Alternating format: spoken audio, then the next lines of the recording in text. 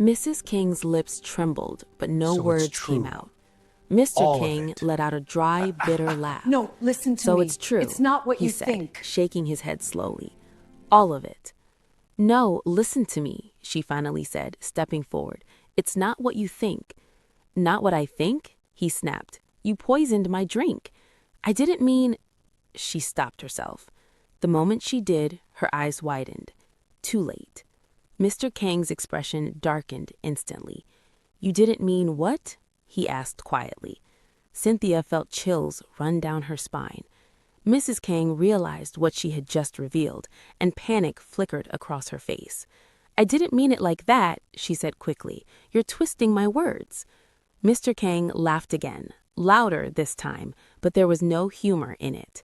I'm twisting your words? He repeated. Or are you finally slipping? Cynthia stood frozen, watching the truth unravel right in front of her. Mrs. Kang turned suddenly, pointing at Cynthia. This is her fault, she shouted. She's been trying to turn you against me. Cynthia's eyes widened. No, Ma, Shut up, Mrs. Kang snapped. Mr. Kang raised his hand slightly. Don't, he said. His voice wasn't loud, but it carried weight. Mrs. Kang froze. Don't talk to her like that, he added. That sentence alone changed everything. Cynthia felt it. Mrs. Kang felt it. The balance in the house had shifted. You're defending her now? Mrs. Kang said, disbelief in her voice. A maid? Mr. Kang's eyes didn't leave hers. She just saved my life. The words landed heavily. Mrs. Kang scoffed. Saved you? From what? A story she created? Mr. Kang's voice dropped. From you. Silence. Mrs. Kang's breathing became uneven. You're choosing her over me? She asked. I'm choosing the truth, he replied. Cynthia's chest tightened. She had never heard him speak like this before. Never seen him like this. Mrs. Kang shook her head slowly, almost laughing again, but this time it sounded broken. You don't understand, she said softly. You think this is simple? You think this just happened? Mr. Kang frowned, then explained. For a moment it looked like she might finally tell everything, but instead her face hardened again. There's nothing to explain, she said coldly. Mr. Kang stared at her for a long second. Then he pulled out his phone. Mrs. Kang's eyes widened. What are you doing? I'm calling the police. Cynthia's heart skipped. This was getting bigger, much bigger. No, Mrs. Kang said quickly, stepping forward. Wait. Mr. Kang didn't stop dialing. Don't do this, she said, her voice shaking now. We can talk about this. Talk? He said, not looking at her. You were going to kill me. I didn't go through with it, she shouted. Silence. Heavy silence. Cynthia's breath caught. Mr. Kang slowly lowered the phone. You didn't go through with it? He repeated. Mrs. Kang realized what she had just said. Again. Too late. I mean, she started, but couldn't finish. Mr. Kang looked at her like he was seeing a stranger. How long? He asked. She didn't answer. How long have you been planning this? He pressed. Tears filled her eyes, but they didn't fall. A few weeks, she said quietly. Cynthia closed her eyes briefly. It was worse than she thought. And the affair? He asked. Mrs. Kang hesitated. Then, yes. The word hung in the air like a final blow. Mr. Kang let out a slow breath, running his hand through his hair. Him? He asked. She nodded faintly. Cynthia watched as the weight of everything crashed onto him. The betrayal, the lies, the realization that the two people he trusted most had turned against him. Why? He asked, his voice almost breaking. Mrs. Kang looked at him, her expression complicated. You were never there, she said. Mr. Kang looked up. What? You were always working, always busy, always distant. Does that justify this? He asked. I felt alone, she snapped. Do you know what that's like? Cynthia's heart tightened. The tension in the room was suffocating. You could have left, Mr. Kang said. You could have divorced me. Mrs. Kang laughed bitterly. And lose everything? There it was, the truth. Mr. Kang's eyes hardened. So that's what this is about. Money, he said. Mrs. Kang didn't respond. You were willing to kill me for money, he said slowly.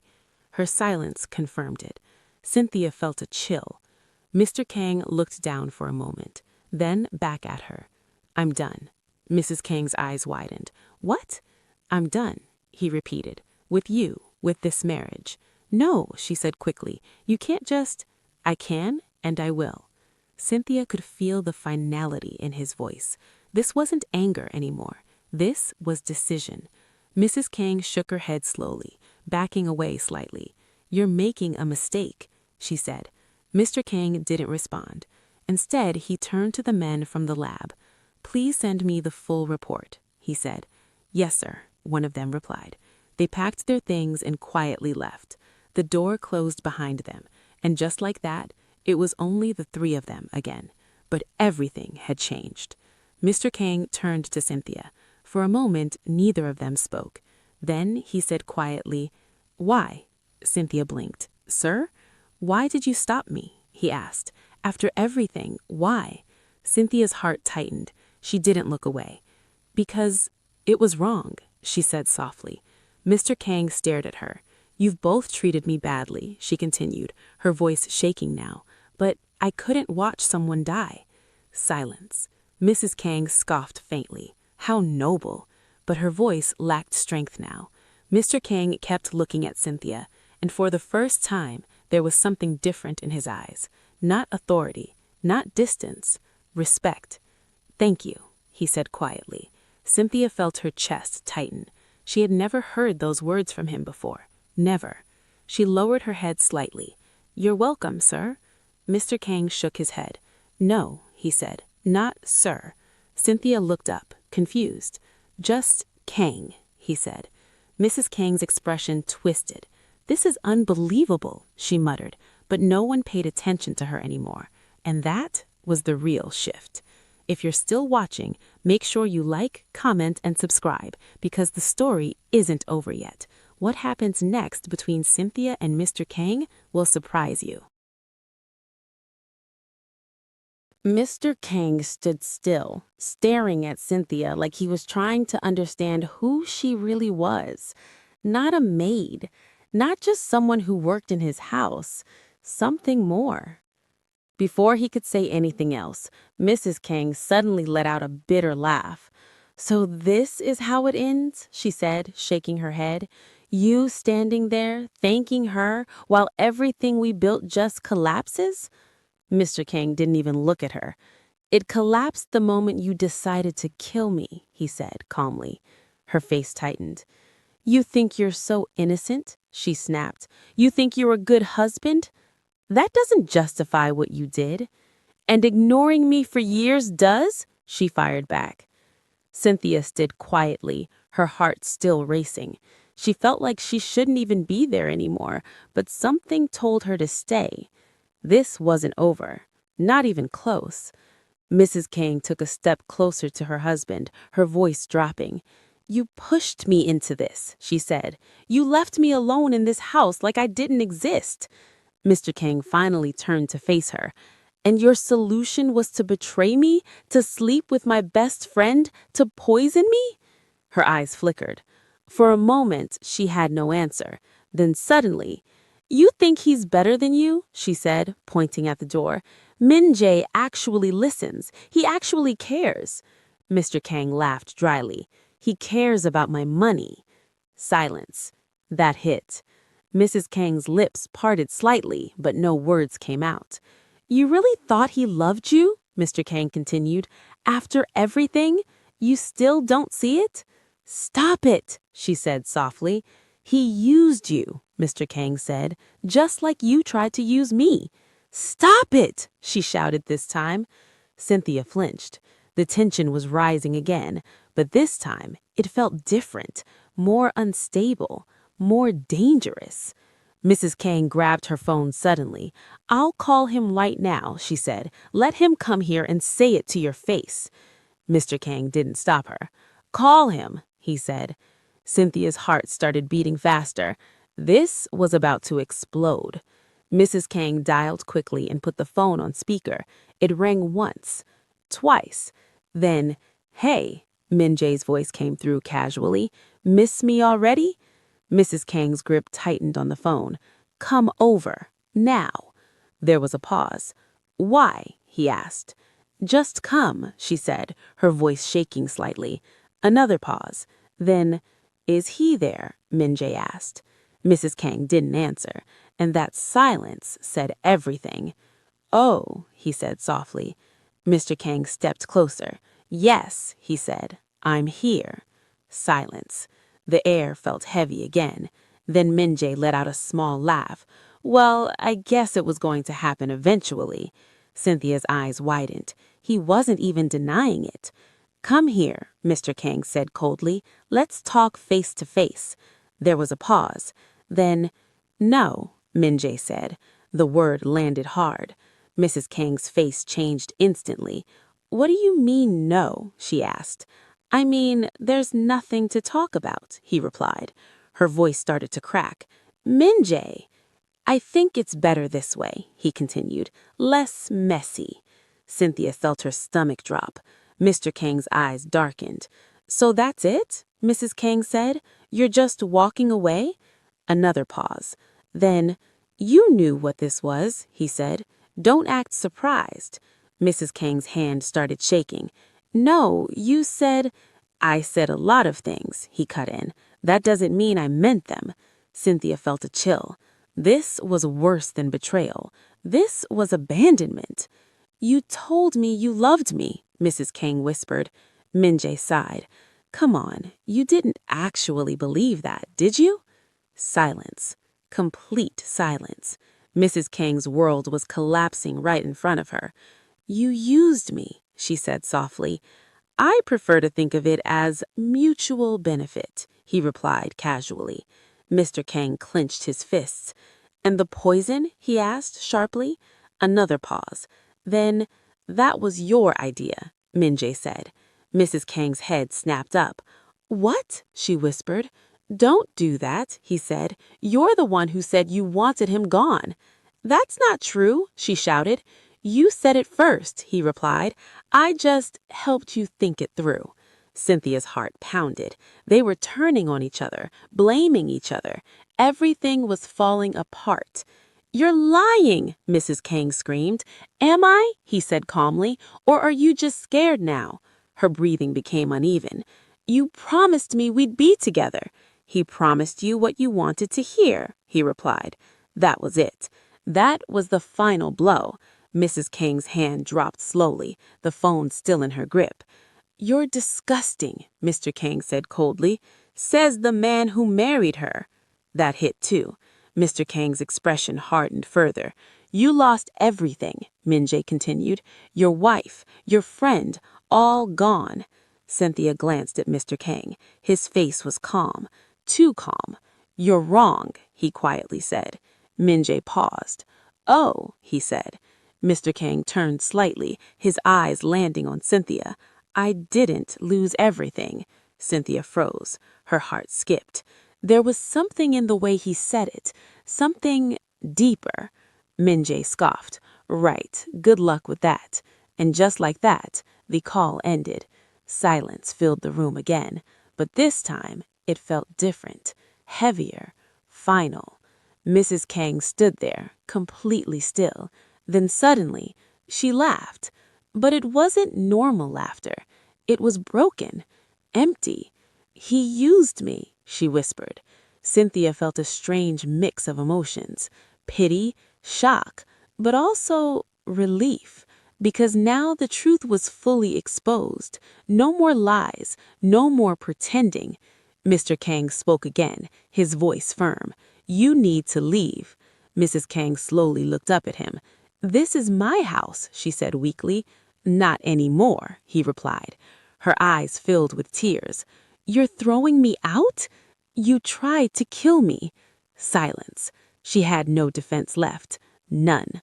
Cynthia watched as Mrs. Kang's shoulders slowly dropped, defeated, broken, and for the first time, powerless.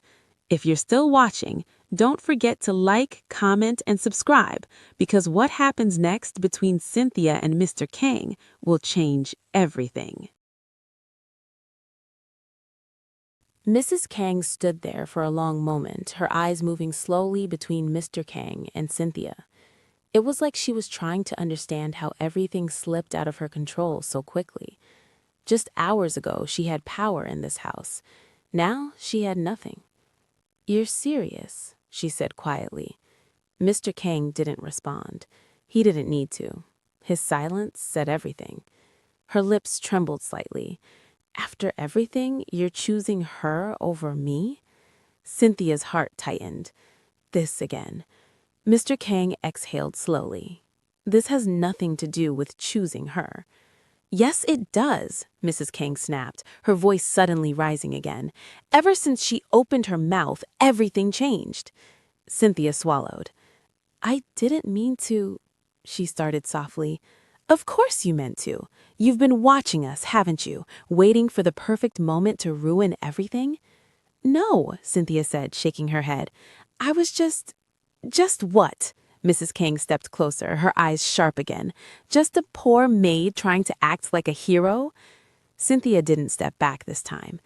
"I was trying to save a life," she said quietly. The words landed differently now. They carried weight. Mrs. Kang stared at her, something unreadable flashing across her face. Then she laughed again, but this time it was softer, almost tired. "You really think you're better than me?" she asked. Cynthia shook her head slowly. "No." "Then why?" she pressed. Cynthia hesitated. Then she answered honestly.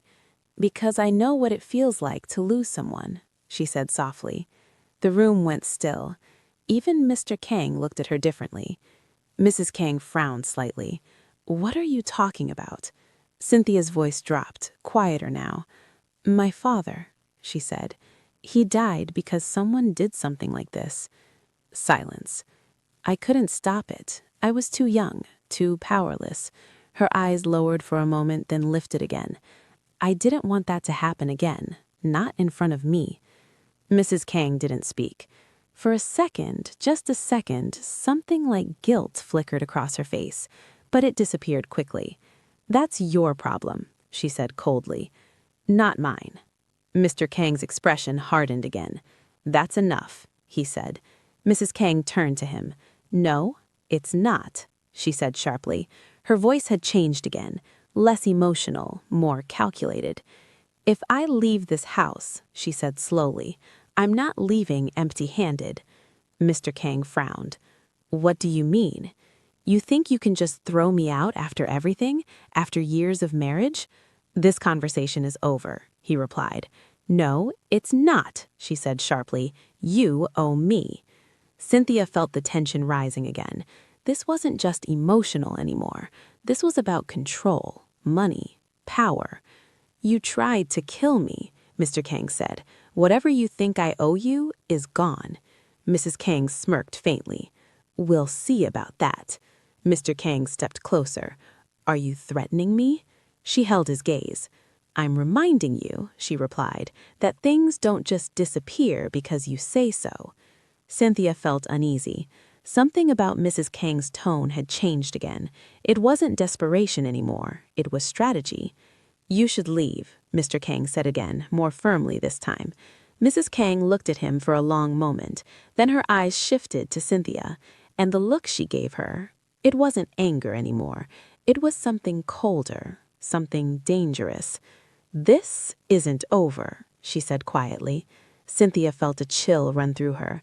Then, without another word, Mrs. Kang turned and walked towards the stairs. Her footsteps echoed through the house, slow, measured. Cynthia stood still, her heart still beating fast. After a few minutes, she heard a door slam upstairs. Silence followed. Heavy silence. Mr. Kang ran his hair through his hair again and let out a long breath. For the first time since everything started, he looked tired. Not angry, not cold, just tired. Cynthia hesitated. Then she spoke softly. "Sir, are you okay?" He laughed a quiet laugh. "Do I look okay?" She didn't answer. He turned to look at her. Their eyes met, and something shifted again. Not tension, not fear, something softer. "I'm sorry," he said suddenly. Cynthia blinked. "Sir?" "I'm sorry," he repeated, "for how I've treated you." Cynthia's heart skipped. "I didn't see you," he continued. "Not really. You were just there." She didn't know what to say.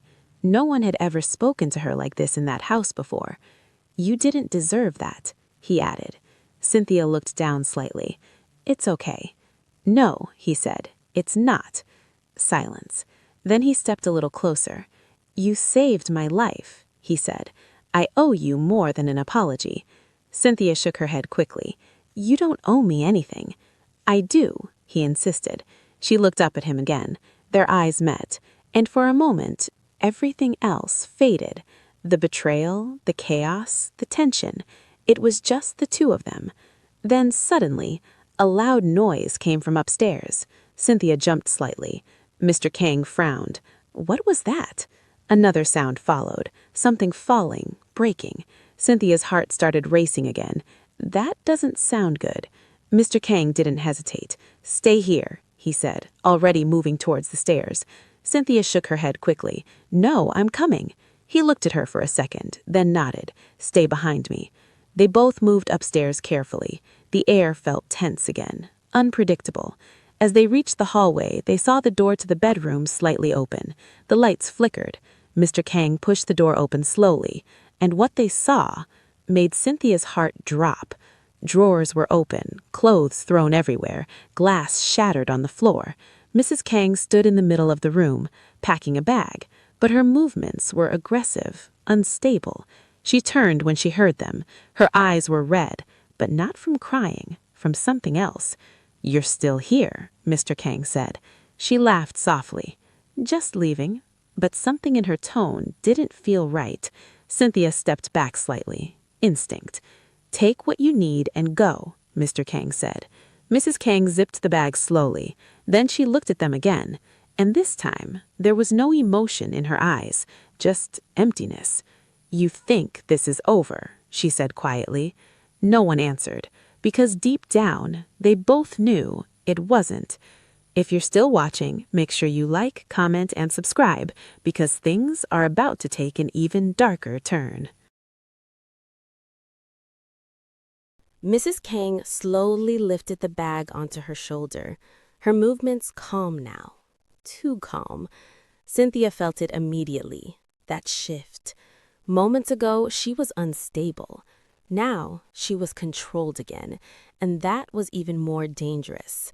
Mr. Kang stepped aside slightly, giving her space to walk past. "Just go," he said. Mrs. Kang didn't move. Instead, her eyes drifted toward the dresser, then back to him. "You really think you've won," she said quietly. Mr. Kang didn't respond. "I lost everything tonight. My marriage, my reputation." Her gaze shifted slowly to Cynthia. "And my dignity." Cynthia felt a chill run down her spine. Mrs. Kang smiled faintly. "But you," she said, looking directly at Cynthia, "you think you've gained something, don't you?" Cynthia shook her head. "I didn't do this for gain." Mrs. Kang tilted her head slightly. "No," she said softly. "Then why are you still here?" Cynthia hesitated. Mr. Kang stepped forward firmly. "She's here because I asked her to stay." Mrs. Kang let out a quiet laugh. Of course, that didn't take on. Mr. Kang's voice hardened. "Leave."